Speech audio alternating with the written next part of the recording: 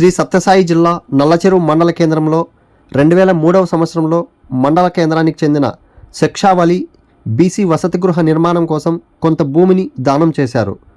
గత 20 ఏళ్లుగా బీసీ వసతి గృహ నిర్మాణం అర్ధాంతరంగా ఆగిపోవడంతో మంగళవారం జిల్లా బీసీ వెల్ఫేర్ అధికారి నిర్మలా జ్యోతి బీసీ వసతి గృహాన్ని పరిశీలించారు. అనంతరం ఆమె మాట్లాడుతూ బీసీ వసతి గృహాన్ని బీసీ సంక్షేమ విద్యార్థుల కోసమే ఉపయోగిస్తామని తెలిపారు. దీని నిర్మాణం వీలైనంత తొందరలో ప్రారంభిస్తామన్నారు.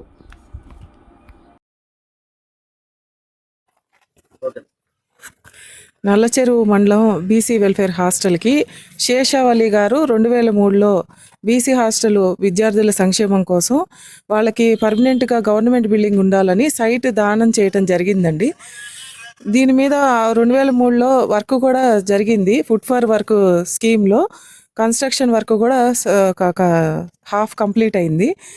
ఆ తర్వాత ఫండ్స్ లేకపోవటం మూలాన బిల్డింగ్ అనేది సగంలో ఆగిపోవటం జరిగింది. 2011లో కూడా దీని మీద ఎంక్వైరీ చేసి ఎగ్జిక్యూటివ్ ఇంజనీర్ సోషల్ వెల్ఫేర్ గారికి వర్క్ టేకప్ చేయమని చెప్పేసి మేము బీసీ వెల్ఫేర్ డిపార్ట్మెంట్ తరఫున రిక్వెస్ట్ చేయడం జరిగింది. వాళ్ళు స్పందించి ఎస్టిమేషన్స్ వేస్తామని చెప్పారు. ఆ తర్వాత ఫైలు ముందుకు జరగలేదు అనివార్య కారణాల వల్ల.